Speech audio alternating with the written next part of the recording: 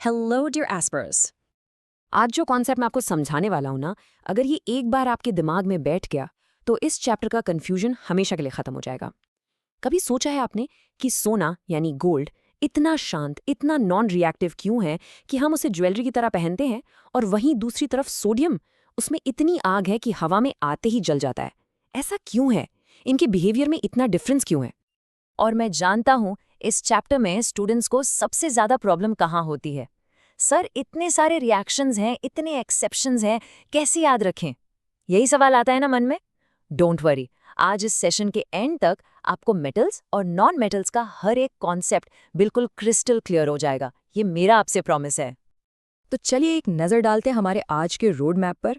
देखते हैं आज हम क्या क्या कवर करने वाले हैं।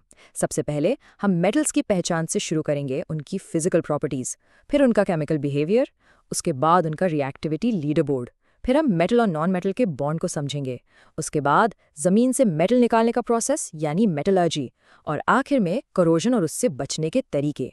तो चलिए स्टार्ट करते हैं। ऑलराइट, तो शुरू करते हैं हमारे पहले सेक्शन से, मेटल्स की पहचान। मतलब सिर्फ देखकर या छूकर हम एक मेटल को कैसे पहचान सकते हैं?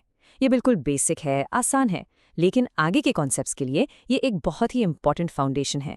इसको ध्यान से समझना। तो देखिए स्क्रीन पर, ये है मेटल्स की कुछ कॉमन प्रॉपर्टीज, उनकी आम पहचान।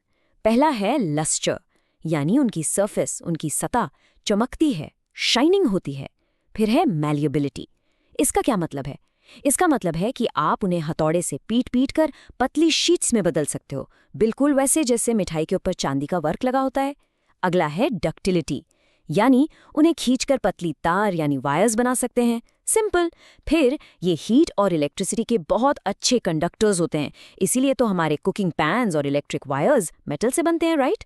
एक और प्रॉपर्टी है सोनरस, मतलब जब आप इन पर स्ट्राइक करोगे तो एक रिंगिंग साउंड आएगी, टनन, जैसे स्कूल की घंटी बजती है। और हाँ, आखिरी प्रॉपर्टी, ये आमतौर पर जनरली हार्ड होते हैं। लेकिन बच्चों, एक बात हमेशा याद रखना, कंपैरेटिव एग्जाम्स में रूल्स से ज़्यादा सवाल आते हैं एक्सेप्शन से। यहाँ पे थोड़ा ध्यान देना। देखो, अभी हमने कहा कि मेटल्स हार्ड होते हैं, पर सोडियम और पोटेशियम इतने सॉफ्ट हैं कि आप उन्हें आराम से नाइफ से काट सकते हो, जैसे केक काट रहे हो। हमने कहा मेटल सॉलिड होते हैं, पर मर्क्यूरी मर्क्यूरी एक ऐसा मेटल है जो रूम टेम्परेचर पर लिक्विड फॉर्म में होता है। अब नॉन मेटल्स की तरफ देखो। डायमंड, जो कि कार्बन का ही एक फॉर्म है, वो नेचर का सबसे हार्डेस्ट सब्सटेंस है। और ग्राफाइट, वो भी कार्बन है, एक नॉन मेटल, लेकिन फिर भी इलेक्ट्रिसिटी कंडक्ट करता है। तो ये जो टेबल आप स्क्रीन पर देख रहे हैं ना, ये एग्जाम पॉइंट ऑफ व्यू से बहुत बहुत इंपॉर्टेंट है। इसको अच्छे से नोट करके याद कर लेना। ओके, तो अब तक हमने ये समझ लिया कि मेटल्स दिखते कैसे हैं, उनकी फिजिकल पहचान क्या है।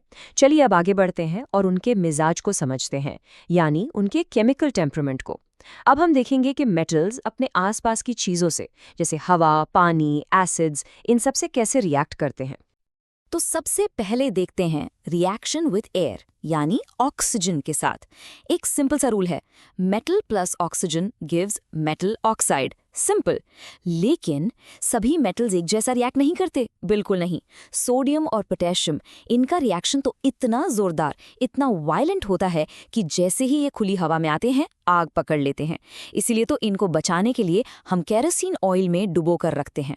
वहीं दूसरी तरफ मैग्नीशियम, एल्यूमिनियम, जिंक जैसे मेटल्स हैं जो अपने ऊपर एक प्रोटेक्टिव ऑक्साइड की लेयर बना लेते हैं, एक सुरक्षा कवच जो उन्हें आगे ऑक्सीडेशन से बचाता है।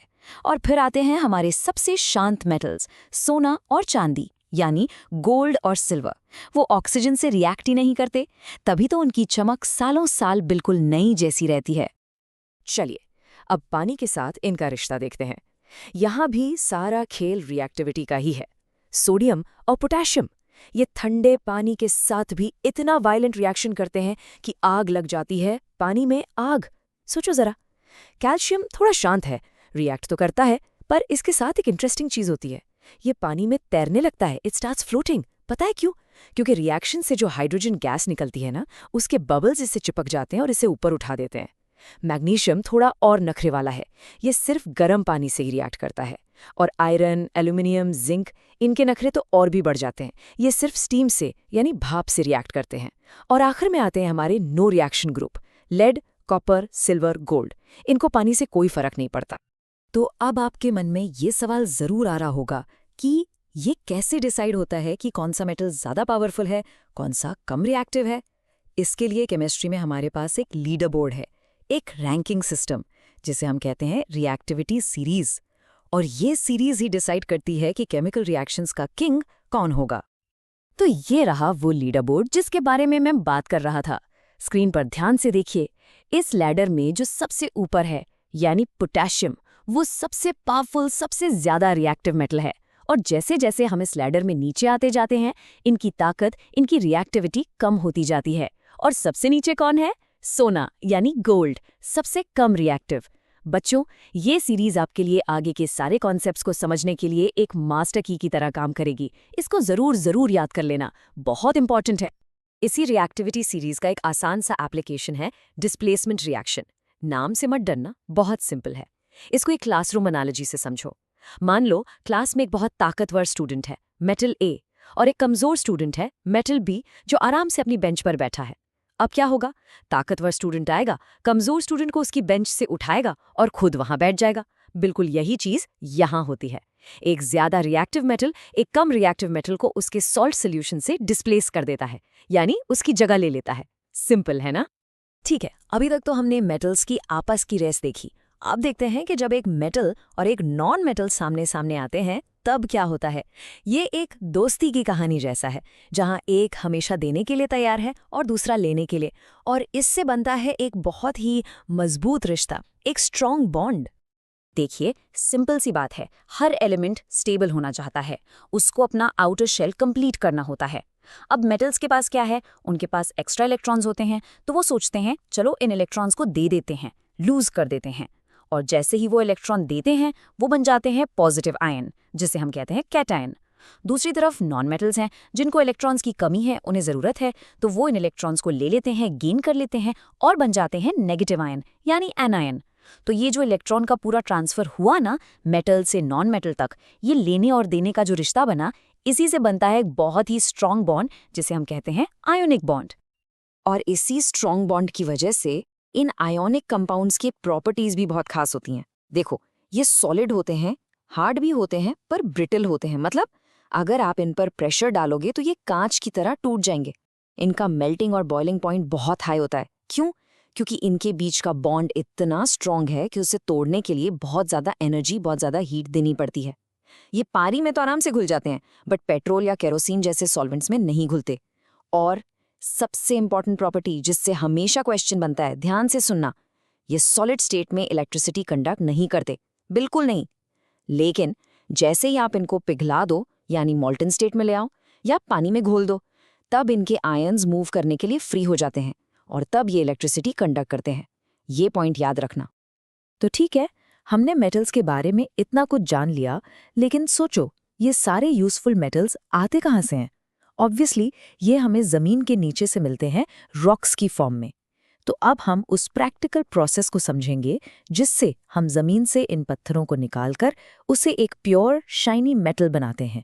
इस पूरी साइंस को, इस पूरे प्रोसेस को हम कहते हैं मेटलर्जी। स्क्रीन पर इस टाइमलाइन को ध्यान से देखिए। ये एक मेटल की पूरी जर्नी है, रॉक से लेकर प्योर फॉर्म तक। सबसे पहला स्टेप, माइनिंग। हम ज़मीन से ओर निकालते हैं। अब इस ओर में मेटल के साथ साथ मिट्टी, पत्थर, कंकड़ जैसी इम्प्योरिटीज भी होती हैं। इन इम्प्योरिटीज को हम एक स्पेशल नाम देते हैं, गैंगयू। ये कीवर्ड याद रखिएगा, गैंगयू। Step 2, concentration. इसमें हम इस गैंगयू को, इस कचरे को साफ करते हैं। स्टेप 3, जो कि मेन स्टेप है, एक्सट्रैक्शन ऑफ मेटल। हम उस कॉन्सेंट्रेटेड ओर से मेटल को अलग करते हैं। और आखिरी स्टेप, रिफाइनिंग, यानी उस निकाले हुए मेटल को बिल्कुल प्योर करना, 99.9% प्योर। अब सवाल ये है कि मेटल को एक्सट्रैक्ट कैसे करना है, कौन सा मेथड यूज करना है? ये डिपेंड करता है मेटल की रिएक्टिविटी पर। यहाँ पर हमारी रिएक्टिविटी सीरीज फिर से हीरो बनकर आती है। देखिए, जो मेटल सीरीज में सबसे नीचे हैं, यानी लो रिएक्टिविटी वाले, उनको निकालना बहुत आसान है। उन्हें बस हीट कर दो और मेटल मिल जाता है। अब आते हैं मीडियम रिएक्टिविटी वाले मेटल्स पर, जो सीरीज के बीच में हैं। इनके लिए पहले हम ओर को उसके ऑक्साइड में कन्वर्ट करते हैं। इसके लिए 2 मेथड्स हैं, रोस्टिंग यानी ओर को ऑक्सीजन की प्रेजेंस में हीट करना, और कैल्सिनेशन यानी ओर को ऑक्सीजन की एब्सेंस में हीट करना। ऑक्साइड बनने के बाद हम कार्बन जैसा रिड्यूसिंग एजेंट यूज करके मेटल निकाल लेते हैं। और अब जो टॉप पर है हाई रिएक्टिविटी वाले मेटल्स, वो इतने जिद्दी, इतने स्टेबल होते हैं कि उन्हें सिर्फ इलेक्ट्रिसिटी का झटका ही अलग कर सकता है। इसलिए हम इलेक्ट्रोलिटिक रिडक्शन यूज करते हैं। ये पॉइंट बहुत इंपॉर्टेंट है, प्लीज वीडियो पॉज करके इसे नोट कर लीजिए। सोचो, हमने इतनी मेहनत से मेटल को जमीन से निकाला, उसे साफ किया, प्योरीफाई किया, लेकिन अब एक दुश्मन तैयार बैठा है उस पर अटैक करने के लिए, और वो दुश्मन है कोरोजन, जिसे हम आम भाषा में कहते हैं जंग लगना। तो अब हम समझेंगे कि ये कोरोजन आखिर है क्या और हम अपने कीमती मेटल्स को इससे कैसे बचा सकते हैं। कोरोजन से बचाने का एक ही सिंपल प्रिंसिपल है, मेटल की सरफेस का कांटेक्ट हवा और नमी यानी मॉइस्चर से तोड़ दो। Break the contact. इसके लिए हम मेटल को एक सुरक्षा कवच, एक प्रोटेक्टिव शील्ड पहना देते हैं। स्क्रीन पर देखिए, सबसे आम तरीके क्या हैं? पेंटिंग कर दो, ऑयल लगा दो या ग्रीस लगा दो, सिंपल। एक थोड़ा स्पेशल मेथड है गैल्वेनाइजेशन। इसमें हम लोहे के ऊपर यानी आयरन के ऊपर जिंक की एक पतली सी लेयर चढ़ा देते हैं। पता है इससे क्या होता है? क्योंकि जिंक आयरन से ज्यादा रिएक्टिव है, वो आयरन से पहले खुद कुर्बान हो जाता है। वो खुद कोरोड हो जाता है लेकिन आयरन को बचा लेता है। इसे कहते हैं सैक्रिफिशियल प्रोटेक्शन। एल्यूमिनियम को बचाने के लिए एनोडाइजिंग का प्रोसेस यूज होता है। और सबसे बेस्ट, सबसे परमानेंट तरीका है एलोइंग, यानी मेटल की प्रॉपर्टी को ही चेंज कर दो। तो एलॉय क्या है? एलॉय बेसिकली एक सुपर मेटल है जिसे हम एक मेटल में दूसरे मेटल्स या नॉन मेटल्स को मिक्स करके बनाते हैं। इससे होता क्या है, उसकी प्रॉपर्टीज बेहतर हो जाती हैं, इंप्रूव हो जाती हैं।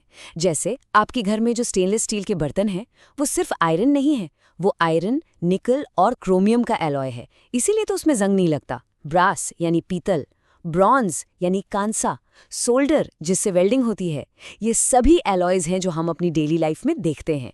यहाँ तक कि जो 22 कैरेट गोल्ड की ज्वेलरी होती है, वो भी एक एलॉय है। उसमें प्योर गोल्ड के साथ थोड़ा सा कॉपर या सिल्वर मिलाया जाता है। क्यों? ताकि वो थोड़ा हार्ड हो जाए, क्योंकि प्योर 24 कैरेट गोल्ड बहुत सॉफ्ट होता है।